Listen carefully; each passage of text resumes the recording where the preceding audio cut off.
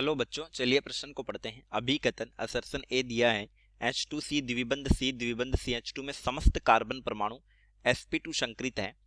कारण बताएं, इस अणु में समस्त कार्बन परमाणु परस्पर द्विबंधों से जुड़े हुए हैं। अब सदैई 5 विकल्प दिए, सही विकल्प का चयन करना है। चलिए प्रश्न की मुख्य उदाहरणा पे बात करते हैं। खे अवधारणा, देखिए संकरण जो होता है वो संकृत कक्षकों की संख्या से पता किया जाता है, यानी संकृत कक्षक n बराबर ये होता है सिग्मा बंध। जिस परमाणु का संकरण पता करते हैं उसके चारों तरफ सिग्मा बंध प्लस परमाणु पर उपस्थित लोन पेयर यानी कि एकाकी युग्म। यदि n का मान 1 आता है तो देखिए संकरण का मतलब है कक्षकों का संयोजन, तो एक कक्षक का कोई संयोजन नहीं होता, यानी संकरण नहीं होगा, संकरण नहीं। यदि n का मान 2 आए तो एक s और एक p कक्षक संकृत है, यानी sp संकरण होगा, sp संकरण। n का मान 3 आए तो sp2 संकरण, sp2 संकरण।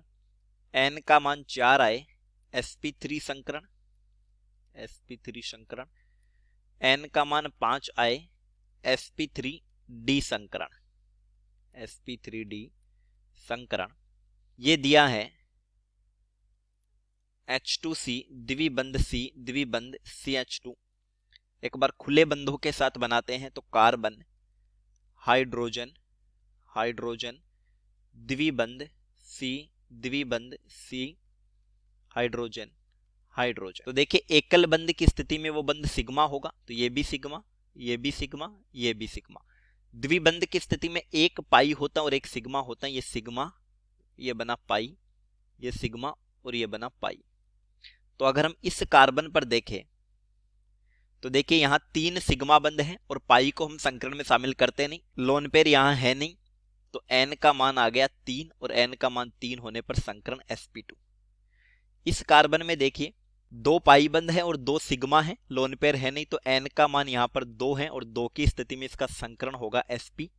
और इस कार्बन पर भी 3 सिग्मा बंध है, 1 पाई है, तो n का मान हो गया 3, तो यह संकरण हो गया sp2। अब देखिए कथन में है कि समस्त कार्बन परमाणु sp2 संकृत है, तो यह गलत हो जाता है, एक कार्बन sp संकृत है। रीजन है इस अणु में समस्त कार्बन परमाणु परस्पर द्विबंधों से जुड़े हैं, तो सही है कार्बन कार्बन के मध्य द्विबंध उपस्थित है, तो ये कारण सत्य है, तो सही विकल्प होगा ए असत्य है लेकिन आर सत्य है, द उत्तर द। चलिए उम्मीद करता हूं प्रश्न समझ आया होगा। धन्यवाद।